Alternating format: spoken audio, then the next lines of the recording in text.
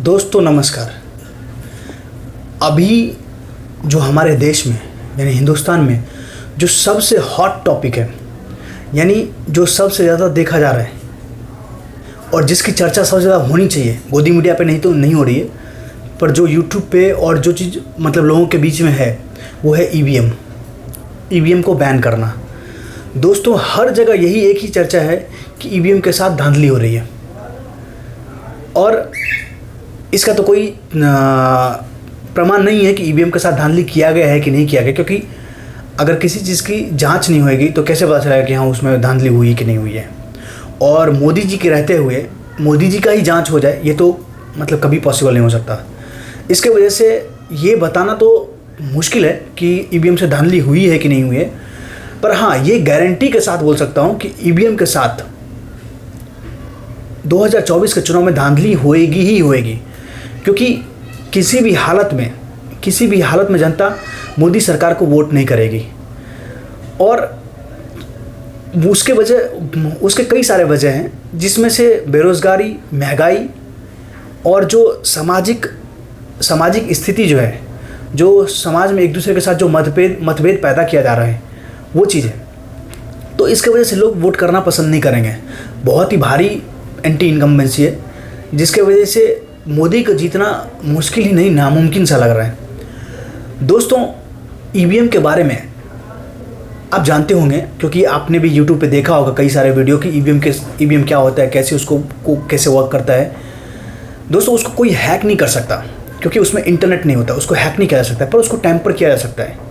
Tamper in the sense कि वो man made tamper होता है कि अगर कोई चाहे ईवीएम के साथ छेड़खानी करना, कि अगर मैं बीजेपी को वोट कर रहा हूँ, अगर मैं चाहूँ उसमें ऐसा टैंपरिंग कर दूँ कि ये वोट कांग्रेस को जाना चाहिए, तो फिर वो कांग्रेस को जाएगी, बीजेपी को नहीं जाएगी।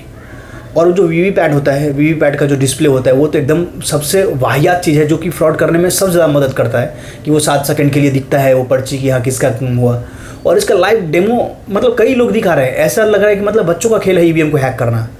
दोस्तों इसके लिए कितने सारे प्रोटेस्ट हो रहे हैं, पर कोई भी गोदी मीडिया, कोई भी गोदी चैनल गलती से भी ईवीएम को अपनी खबर के बीच में शामिल नहीं करना चाहते हैं। बस इतना बताएंगे कि मोदी जी विश्व गुरु हैं, इतने पॉपुलर नेता है। भाई कौन चाहता है? आपके न्यूज़ रूम में पॉपुलर हो सकते हैं, मानता हूँ, क्योंकि दलालों का ग्रुप एक साथ ही बैठता है।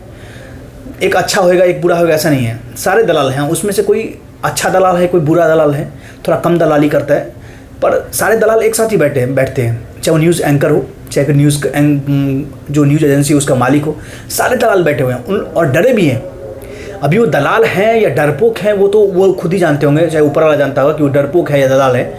पर ये चीज़ है कि ईवीएम जिस खबर को सबसे मुख्य मुद्दे में, हॉट टॉपिक में कंसीडर करना चाहिए था, अब हमारे जो मेन स्ट्रीम मीडिया है, तथाकथित मीडिया है, मतलब शर्म आती है कि मतलब ऐसे मीडिया हिंदुस्तान में है जो कि लोकतंत्र के बारे में कुछ भी बात नहीं करती है। अगर ईवीएम से चुनाव नहीं हुआ, अरे वो खुद बोलते हैं, गोदी मीडिया खुद बोलते हैं कि मोदी जी कैसे जीत गए, लोग चाहते तभी जीत गए ना, तो उनका पॉलिसी गलत कैसे हो सकता है। तो मतलब गोदी मीडिया के नज़र में चुनाव ही सब कुछ है।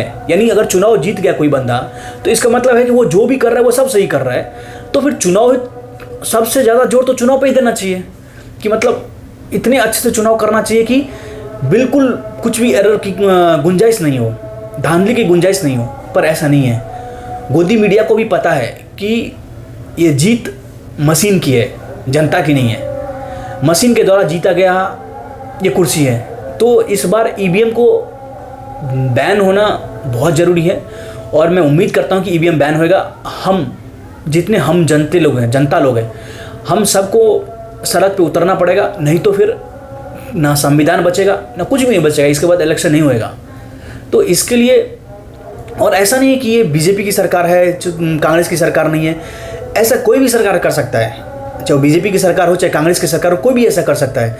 आज बीजेपी है तो फिर वो धांधली करेगा, कल को जा करके अगर कांग्रेस बनी तो कांग्रेस भी धांधली कर सकती है। इसके लिए बैलेट पेपर से ही चुनाव होना चाहिए, नहीं तो फिर एक सुझाव जो इंडिया गठबंधन के द्वारा दिया गया कि बैलेट पेपर का 100% काउंटिंग होना चाहिए। और वो हाँ, बैलेट पेपर का जो पर्ची है वो किसी बॉक्स में गिर जाता है ऑटोमेटिकली, वो ना गिर करके वो जो वोटर है उसके हाथ में आना चाहिए। वो अपने वोट को चेक करे कि हाँ हमने जिसको वोट दिया उसी का उसी का सिंबल आया है कि नहीं आया है, और फिर उसको जा करके एक जो सेपरेट बॉक्स है उसको जा करके वहाँ पे ड्रॉप कर देना चाहिए।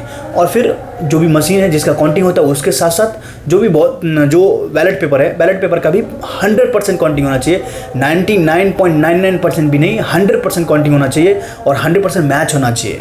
जो एक रजिस्टर रहता है कि हाँ इस बूथ पे इतने सारे वोट गिरे, उसके साथ ईवीएम का जो मशीन है जिस पे काउंट शो होता है वो, और तीसरा वो बैलेट पेपर, ये तीनों का मिलान करना चाहिए।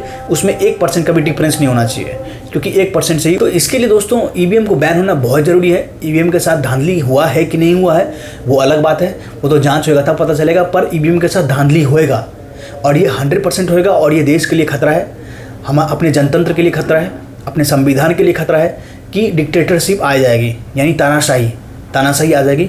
ईवीएम को बंद करना होगा और इसके लिए सुप्रीम कोर्ट भी, ये जो हिंदुस्तान के सबसे बड़े कोर्ट हैं, वो भी डरा हुआ है। वो भी नहीं सोच रहा है कि मतलब जनता क्या चाह रही है।